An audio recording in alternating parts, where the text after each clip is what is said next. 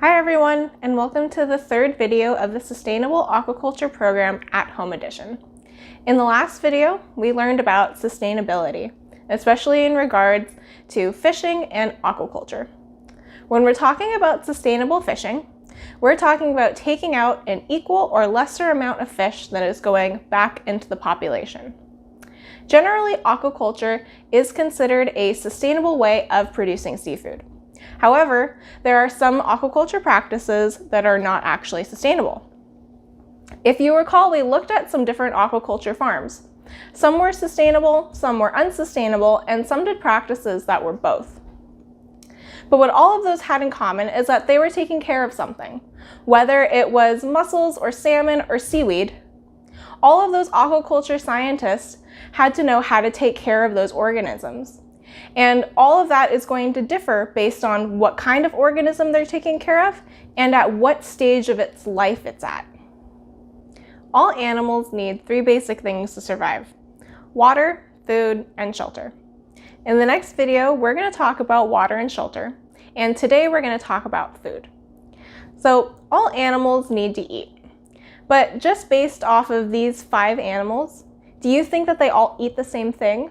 Or even feed in the same way? Of course not. Jellyfish are fed a type of plankton called brine shrimp. Shrimps and salmon are fed pellets that are made out of other fish. Abalone, which are a type of sea snail, are fed seaweed, and seahorses eat small shrimp. Here's a video of some seahorses feeding. Did you know that seahorses are actually fish? And at some aquariums, they raise them for educational purposes. You might notice that it looks like they have a really long nose. This is because they have a fused jaw that forms a tube. So in order to eat, they have to suck up their food kind of like a straw. That white stuff that's floating around in the tank, those are mysid shrimp. That's their food. Seahorses have to eat 3 times a day, which is a lot more than other fish. And this is because they do not have a stomach. So food passes through their digestive system very fast. So as you can see, there are a wide variety of ocean animals, and they eat a wide variety of foods. So do you think that when they were babies, they ate the same thing as when they're adults? Well, when you were a baby, did you eat the same foods as when you're an adult? No, of course not. When we're babies, our bodies are very different, and we're not able to eat the same solid foods as when we're adults. So the same is true for baby animals. Most ocean animals look and develop a lot different than baby animals on land. Most ocean animals start off their life as plankton, which are usually pretty small, and they drift around in the ocean. The larval or planktonic versions of these animals look really different than their adult versions. So we're going to play a game where I show you a picture of the larval or planktonic stage of an animal, and then you have to guess what animal it turns into. So let's start by practicing with some animals that you may already know. So here's the first one. Who will this larva become? Caterpillars become butterflies. And how about this one?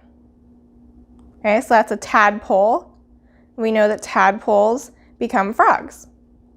So both of these animals had to go through a metamorphosis or a change in order to become their adult versions. So now we're going to take a look at some ocean plankton. So here's the first one. So this one has lots of tentacles all around its body, and they use it to sting their prey. Who does this become? A jellyfish. How about this one? So this plankton kind of looks like it has lots of spikes all over its body. So who does this belong to? A sea urchin. Awesome. Okay. How about this one? Okay. So this animal, it has sharp claws that it uses to pinch. Any guesses? A crab. Yeah, so that's a planktonic crab. Okay, this one is pretty hard. It really doesn't look anything like its adult version, but you might find this animal living in the tide pools stuck to a rock. It's a sea star. All right, how about this spider-looking one? So just like the adult version, this one has lots and lots of legs, and it's related to crabs. Any guesses? It's a lobster. That's pretty crazy. All right, how about this next one? Okay, so this one swims along in the ocean. It has a tail and fins. I think you guys can guess what it is. It's a fish. In fact, that one is a giant sea bass. Okay, how about this one? So this animal kind of wiggles along in the sand and the mud. It has lots of little legs. Sometimes it buries into the mud too. That one is a worm.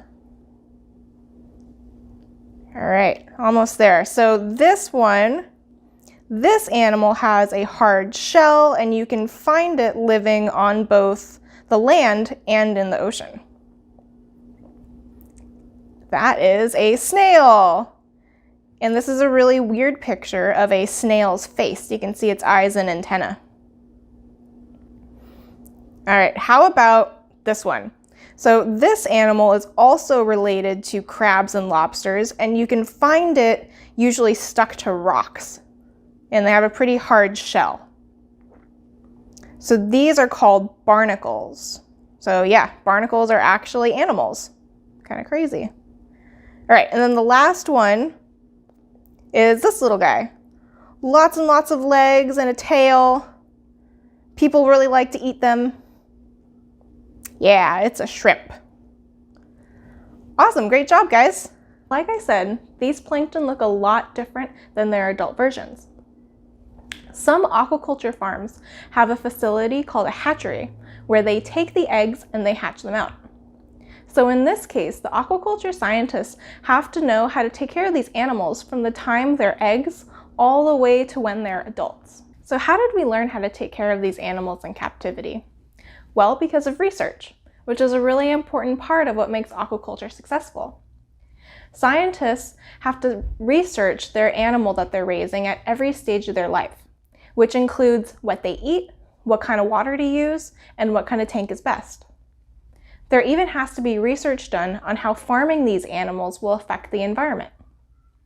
If any of you are interested in research, or if you like doing experiments, or if you have lots of questions about the ocean, there are programs out there for students, such as the Young Scientist program at the Cabrillo Marine Aquarium, where you can get involved in research and marine biology. Thanks for joining the third video of the Sustainable Aquaculture Program at Home Edition. I hope you enjoyed learning about some of the different animals and what scientists have to do to take care of them. Make sure you follow AltaSea on social media so you don't miss the boat on Project Blue and this video series. See you next time!